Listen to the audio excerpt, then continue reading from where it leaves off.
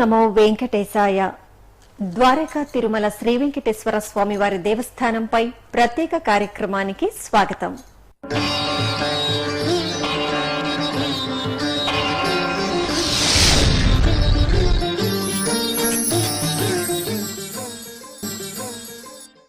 కలియుగ ప్రత్యక్ష దైవం వెంకటేశ్వర స్వామి వారు కరుణాంతరంగడు. భక్తుల కోసం వైకుంఠాన్ని వీడటం ఆయనకు చిటికలో పని. ఉన్న చోటనే ఉండిపోవడం, భక్తులకు అడిగిన వరాలు ఇవ్వడం ఆ స్వామివారి లక్షణం. ఐహిక సుఖాల కోసం అడిగే వరాలనే తీర్చే ఆ ఆపద్బాంధవుడు మోక్షం ఇమ్మని వరం కోరితే కాదనగలడా? అందుకే మోక్షాన్ని ప్రసాదించమని అడిగిన ఋషితో పాటు తాను వాల్మీకంలోనే ఉండిపోయిన మోక్ష ప్రదాత. అలా స్వామివారు వాల్మీకంలోంచి భక్తులను అనుగ్రహిస్తున్న పుణ్య ప్రదేశం ద్వారకా తిరుమల.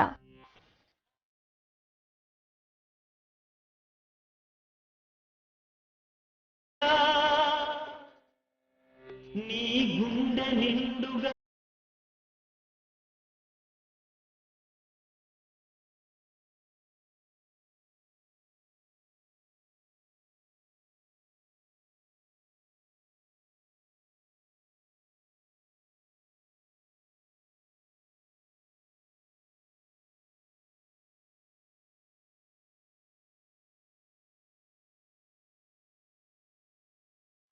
పశ్చిమ గోదావరి జిల్లాలోని ప్రసిద్ధ పుణ్యక్షేత్రం ద్వారకా తిరుమల.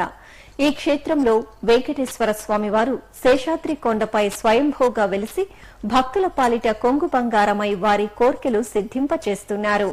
ద్వారకా తిరుమల ఆలయంలో ఎన్నో ఆగమ విశేషాలు ఉన్నాయి. కృష్ణా గోదావరి నదుల మధ్యన ద్వారకా తిరుమలలో శ్రీ అలిమేలు మంగా సమేత శ్రీ వెంకటేశ్వర స్వామివారు కొలువుదీరి భక్తులను అనుగ్రహిస్తున్నారు. తిరుపతి చేరుకో మనసార స్వామిని చూడవే, నా పాట కమ్మగ పాడవే, నా మనవిని స్వామికి తెలుపవే, కరుణించమని ప్రార్థించవే. దక్షిణాభిముఖంగా శ్రీ వెంకటేశ్వర స్వామివారు దర్శనమిచ్చే ఆలయంగా ద్వారకా తిరుమల ప్రసిద్ధి పొందింది. సహజంగా తూర్పు ముఖంగా ఉండాల్సిన వెంకటేశ్వరుడు ద్వారకా తిరుమలలో మాత్రం దక్షిణాభిముఖంగా ఎందుకు ఉన్నట్టు? ద్వారకా తిరుమలలో స్వామివారిని దర్శించుకుంటే మోక్షప్రాప్తితో పాటు చతుర్విధ పురుషార్థాలు లభిస్తాయని చెబుతారు. ఇదెలా సాధ్యమవుతుంది? ఈ ప్రశ్నలకు సమాధానం తెలుసుకునే ప్రయత్నం చేద్దాం. ద్వారక మహర్షి తపఃఫలితంగా ఆవిర్భవించిన స్వామివారు ఒకరు, వెంకటారమణ. ఋషులు ప్రతిష్ఠించిన ఆర్ష ప్రతిష్ఠితమైన స్వామివారు మరొకరు.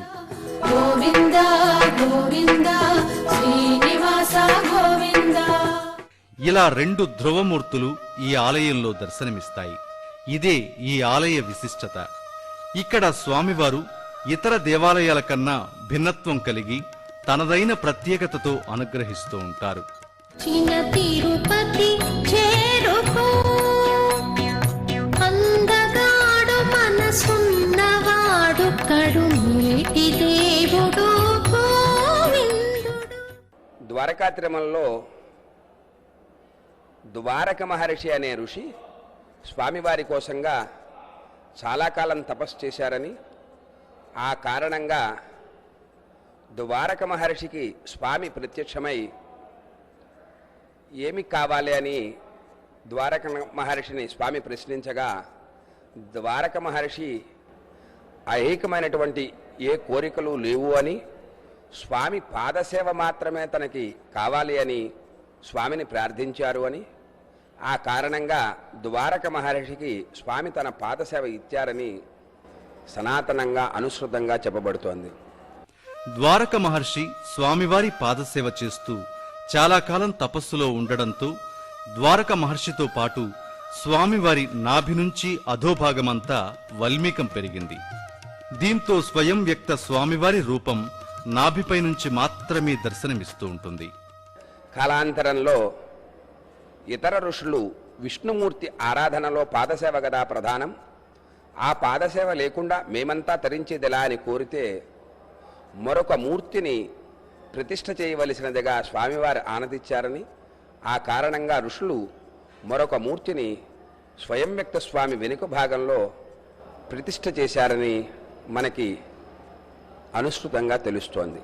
ద్వారకా తిరుమలలో శ్రీ వెంకటేశ్వర స్వామివారు దక్షిణాభిముఖంగా దర్శనమిస్తుంటారు. సహజంగా ఆలయాలన్నీ తూర్పు ముఖంగా గాని లేదా పశ్చిమాభిముఖంగా గాని ఉంటాయి. దక్షిణ భారతదేశంలో ద్వారకా తిరుమలతో పాటు తమిళనాడులోని శ్రీరంగం దేవాలయం కూడా దక్షిణాభిముఖంగానే ఉండడం విశేషం. ఇలా దక్షిణాభిముఖంగా స్వామివారి దర్శనం లభించడం అత్యంత అరుదైన విషయం. మన ద్వారకా తిరుమల క్షేత్రంలో కూడా స్వామి ఇక్కడ దక్షిణాభిముఖంగా ఉన్నారు. ఈ ద్వారక మహర్షి తపస్సు చేసే సమయంలో ఉత్తరముఖంగా కూర్చుని తపస్సు చేశారని, ఆ కారణంగా స్వామి వారికి అభిముఖంగా రావటం వలన స్వామి ఇక్కడ దక్షిణాభిముఖమైనట్టు చెబుతున్నారు. హైందవ ధర్మశాస్త్రాల ప్రకారం మనం చేసే కర్మలకు అనుగుణమైన దిక్కులను ఎంచుకోవాలి. ద్వారక మహర్షి మోక్షగామి కావడం వలన ఉత్తరం దిక్కు వైపు తపస్సు చేశారు. ఇక ద్వారకా తిరుమలకు ఈ పేరు రావడం వెనుక ద్వారక మహర్షి ఇక్కడ తపస్సు చేశారు కనుక ద్వారక అనే పేరు, తిరుమల నుంచి స్వామివారిని తీసుకువచ్చి ప్రతిష్ఠ చేశారు కనుక తిరుమల అనే పేరు చేర్చి ద్వారకా తిరుమలగా సుస్థిరమైంది. ఈ క్షేత్రాన్ని చిన్న ప్రాచీనమైన ద్వారకా తిరుమల ఆలయం కాలక్రమంలో ఎంతో అభివృద్ధి చెందింది. ఎత్తైన గోపురాలు, ఎన్నో మండపాలు, ఉత్సవాలు, ఊరేగింపులతో నిత్య కళ్యాణం పచ్చతోరణంలా భాసిల్లుతోంది. విశాలమైన ప్రాంగణంలో నిత్యం గోవిందనామ స్మరణతో భక్తి ప్రవాహం పరవళ్లు తొక్కే ప్రాంతంగా ద్వారకా తిరుమల కనువిందు చేస్తుంటుంది. 4 గోపురాలతో అత్యంత రమణీయంగా దర్శనమిస్తూ ఉంటుంది ద్వారకా తిరుమల వెంకటేశ్వర స్వామి వారి దేవస్థానం. వీటిలో పెద్దదైన దక్షిణ గాలిగోపురం 5 అంతస్తులతో కూడి ఉంది.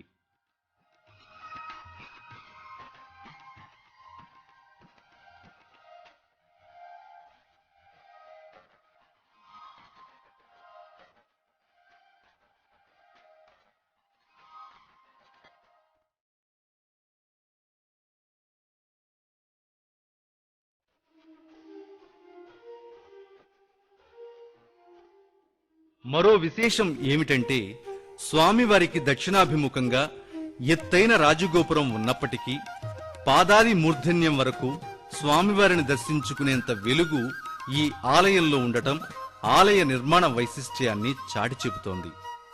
అలాగే సూర్యాస్తమయం తరువాత కూడా గాలిగోపురం బయట నుంచే స్వామివారు దీపాలలో స్పష్టంగా కనిపిస్తారు.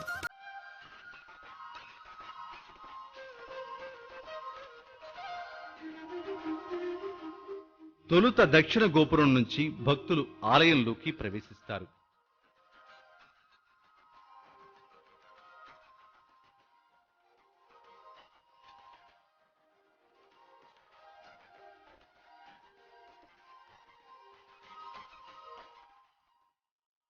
ఇలా ఆలయంలోకి ప్రవేశించేందుకు మెట్ల మార్గం ఉంది. ఈ మెట్ల మార్గంలో దశావతారాలను అత్యద్భుతంగా చెక్కారు.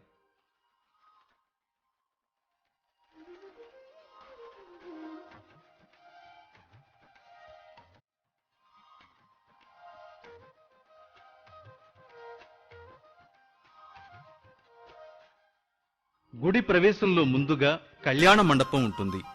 ఇక్కడ స్వామివారి సన్నిధిలో భక్తులు కళ్యాణం మొక్కును తీర్చుకుంటారు.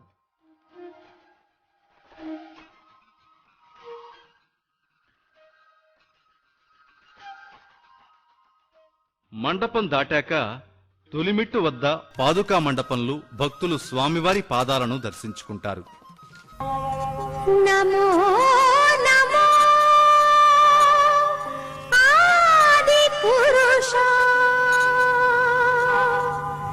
నమస్తే నమః.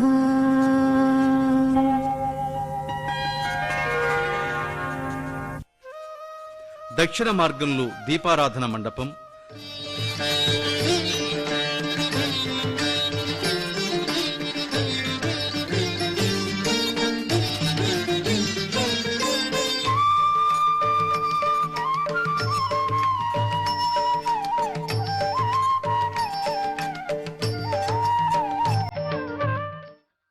ప్రధాన ద్వారం లోపల ఇరువైపులా గర్భగుడికి అభిముఖంగా ద్వారకాముని, అన్నమాచార్యుల విగ్రహాలు ఉన్నాయి. ద్వారకా తిరుమలలో స్వయంభూగా వెలసిన స్వామివారి అర్ధభాగం మాత్రమే దర్శనమిచ్చే ప్రతిమను కొలిచినందువల్ల భక్తులకు మోక్షం సిద్ధిస్తుందని, అలాగే ఋషుల ప్రతిష్ఠ అయిన మరో స్వామివారిని కొలిచినందువలన ధర్మార్థ కామ పురుషార్థాలు సిద్ధిస్తాయని భక్తుల విశ్వాసం. అందుకే చిన్న తిరుపతిగాను ఈ క్షేత్రం ప్రసిద్ధి పొందింది.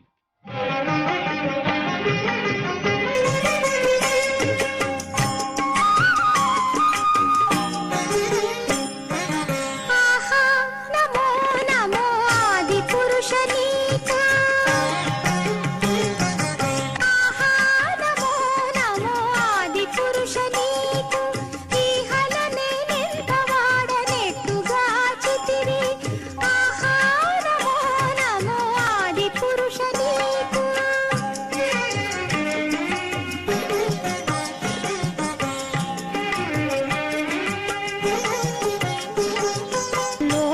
లోకాలోకములు లోన నించుకొన్న నీవు ఈ కడనాత్మలోన నెక్కడగితివి ఆకడ వేదములకు అగోచరమైన నీవు వాకుచ నీ నామములు మడినేట్టణగితివి ఆహా నమో నమో ఆది పురుష నీకు ఈహలనే నెంత వాడనెట్టుగా చితివి ఆహా నమో నమో ఆది పురుష నీకు గర్భగుడిలో స్వయంభూ వెంకటేశ్వర స్వామి వారికి కుడివైపు అర్ధమండపంలో తూర్పు ముఖంగా మంగతాయారు, ఆండాళ్ అమ్మవార్లు కొలువుదీరి ఉన్నారు.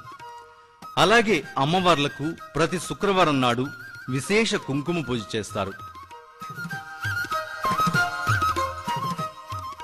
రథసప్తమి రోజుల్లో తూర్పు ముఖంగా ఉన్న అమ్మవారి పాదాలపై సూర్యోదయ కిరణాలు పడడం విశేషం. ద్వారకా తిరుమల స్వామి వారికి అభిషేకం జరగదు. ఇలా స్నపన తిరుమంజనం జరగని మూలమూర్తులు ఆంధ్రదేశంలో మనకు ఇద్దరే కనిపిస్తారు. ఒకరు ద్వారకా తిరుమల వెంకటేశ్వరుడు అయితే మరొకరు తిరుపతిలోని శ్రీ గోవిందరాజస్వామి వారు కావడం విశేషం. ఇంకా ద్వారకా తిరుమలలో ఎలాంటి విశేషాలు ఉన్నాయో తెలుసుకుందాం. ఇక మరో ముఖ్య విశేషం ఏమిటంటే ద్వారకా తిరుమలలో స్వామివారికి ఎటువంటి అభిషేకాలు చేయరు. ఇక్కడ స్వామివారిపై ఒక బొట్టు నీరు పడినా సరే కొణుజులు అనే చీమజాతి ఊహాతీత సంఖ్యలో ఆలయంలోకి చేరిపోతాయి. అందుకే ఇక్కడ ఎటువంటి అభిషేకాలు చేయరు. ఇలా అభిషేకం అందుకోని మరో మూలమూర్తి తిరుపతిలోని శ్రీ గోవిందరాజస్వామివారు. గోవిందరాజస్వామివారి మూలమూర్తిని సున్నం గారతో చేశారు కాబట్టి స్వామివారికి జలాభిషేకం చేయరు. కేవలం ఏడాదికొకమారు తైలాభిషేకం మాత్రమే చేస్తారు. ఇక ద్వారకా తిరుమల క్షేత్రంలోని ఆర్షమూర్తికి గడ్డం కింద పచ్చ కర్పూరం పెడతారు. అచ్చం తిరుమల తరహాలోని స్వామివారికి అలా పచ్చ కర్పూరం పెట్టడానికి కారణం ఈ మూర్తిని తిరుమల నుంచి తీసుకువచ్చి ప్రతిష్ఠించారని ప్రతీతి. గోవింద గోవింద శ్రీనివాస గోవింద. ఏ కారణం రీత్యానైనా ఈ ప్రాంతంలోని భక్తులు తిరుమలకు వెళ్లలేని పక్షంలో తిరుమల స్వామికి చెల్లించాల్సిన మొక్కులను ఇక్కడ చెల్లించడం సనాతనంగా వస్తున్న సంప్రదాయం. మూట కట్టి వడ్డీ కాసులు గోవిందా, అంతా భక్తితోను ఇచ్చేమయ్యా గోవిందా. మూట కట్టి వడ్డీ కాసులు గోవిందా, అంతా భక్తితోనే ఇచ్చేమయ్యా గోవిందా. గోవిందా గోవిందా వెంకటేశ గోవిందా, గోవిందా గోవిందా శ్రీనివాస గోవిందా. గోవింద గోవింద వెంకటేశ గోవింద, గోవింద గోవింద శ్రీనివాస గోవింద. ధ్వజస్తంభం వెనుక ఆంజనేయ, గరుడ స్వామివారి మందిరాలు ఉన్నాయి. హరి హరి హరి హరి హరి నమో మనసా, హరి హరి హరి హరి హరి నమో మనసా. అలాగే గర్భగుడి చుట్టూ ఉన్న ప్రదక్షిణ మార్గంలో ప్రహరిని ఆనుకుని 12 మంది ఆళ్వారుల విగ్రహాలు ఉన్నాయి. ఓం నమో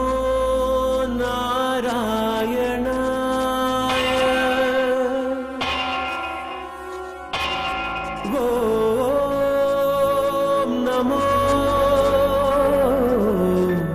నారాయణాయ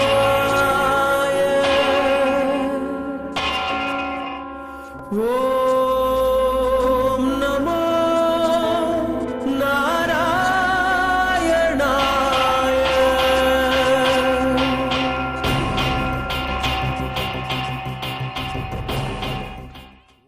అలాగే దేవాలయ ప్రాంగణంలో ఉన్న వకుల వృక్షం ఏడాది పొడవునా భక్తులకు చల్లని నీడను అందిస్తూ ఉంటుంది.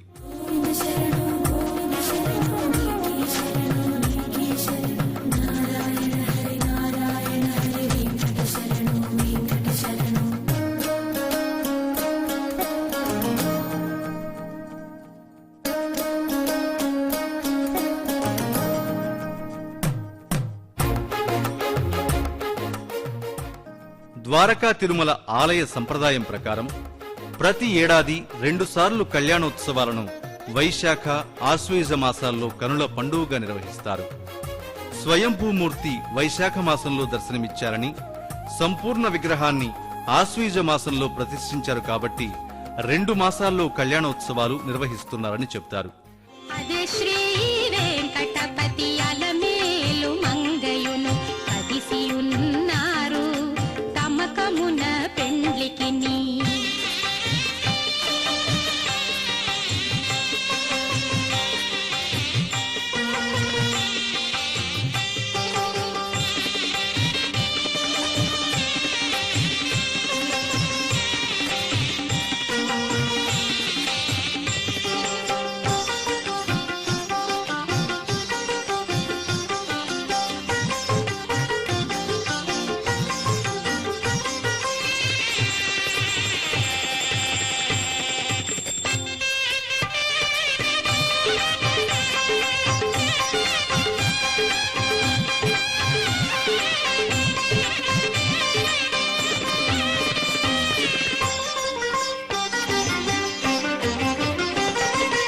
అదే శ్రీ వెంకటపతి అలమేలు మంగయును కదిసియున్నారు తమకమున పెండ్లికిని.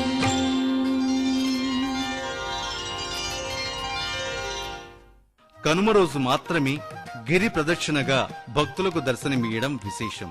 గోవిందా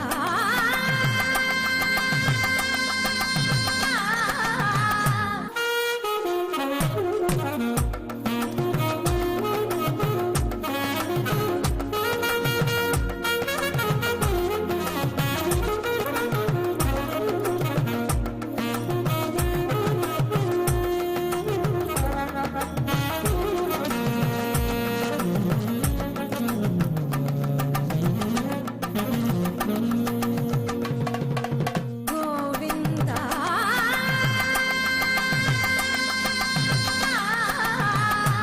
ఇలా ఎన్నో విశిష్టతలతో అలరారే ద్వారకా తిరుమలలో బ్రహ్మోత్సవాలు సైతం ఏడాదికి 2 సార్లు నిర్వహిస్తారు. ఈ బ్రహ్మోత్సవాలు శుద్ధ దశమి నుంచి బహుళ విధియ దాకా జరుగుతాయి. ఇలా ఒకే క్షేత్రంలో ఏడాదికి 2 బ్రహ్మోత్సవాలు జరపడం ఒక ప్రత్యేకత అయితే, అధిక మాసం వచ్చినప్పుడు 3 సార్లు జరపడం మరో విశేషం.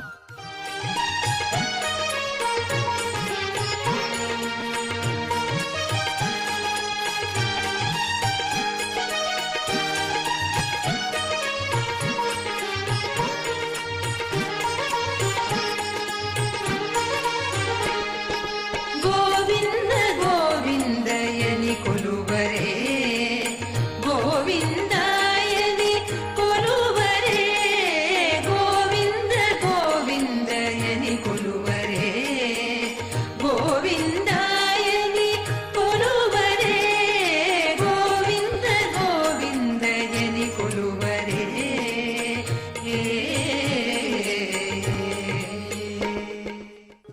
ద్వారకా తిరుమలకు పశ్చిమాన స్వామివారి పుష్కరిణి ఉంది. ఈ పుష్కరిణిని సుదర్శన పుష్కరిణి అని, నరసింహ సాగరమని, కుమారతీర్థమని పిలుస్తారు. ఇక్కడ చక్రతీర్థం, రామతీర్థం అనే 2 స్నానఘట్టాలు ఉన్నాయి.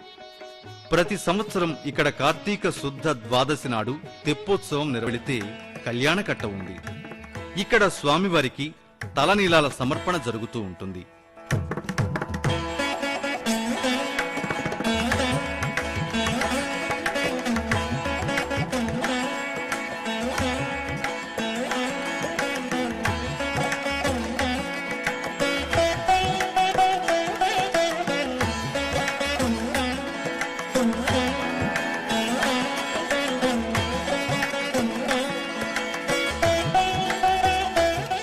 నిత్యం స్వామివారిని దర్శించుకోవడానికి వచ్చే భక్తులకు దేవస్థానం అన్నప్రసాద వితరణ చేస్తోంది. గోవింద గోవింద వెంకటేశ గోవింద గోవింద గోవింద శ్రీనివాస గోవింద గోవింద గోవింద వెంకటేశ గోవింద గోవింద గోవింద శ్రీనివాస. ఆలయ ప్రాంగణంలో ఉన్న ఈ అన్నప్రసాద వితరణ కేంద్రం సోమవారం నుంచి శుక్రవారం వరకు ఉదయం 11 గంటల నుంచి మధ్యాహ్నం 3 గంటల వరకు పనిచేస్తుంది. అలాగే శని ఆదివారాల్లో ఉదయం 10 గంటల నుంచి సాయంత్రం 4 గంటల వరకు అన్నప్రసాద వితరణ జరుగుతుంది. ప్రతి శుక్రవారం ప్రత్యేకంగా రాత్రి 8 గంటల నుంచి 11 గంటల వరకు అన్నప్రసాదాలు అందిస్తారు. గోవింద గోవింద వెంకటేశ గోవింద గోవింద గోవింద శ్రీనివాస గోవింద గోవింద గోవింద వెంకటేశ గోవింద గోవింద గోవింద శ్రీనివాస గోవింద. ద్వారకా తిరుమల సుదర్శన క్షేత్రంగానూ ప్రసిద్ధి పొందింది. ఇక్కడి శిలల్లో సుదర్శన చక్రాలు దర్శనమిస్తాయని చెబుతారు. ఎన్నో విశేషాలతో అరుదైన అంశాలతో భక్తుల నిత్య పూజలు అందుకుంటున్న ద్వారకా తిరుమల శ్రీ వెంకటేశ్వర స్వామివారి దర్శనం సకల శుభప్రదం. ఓం నమో వెంకటేశాయ.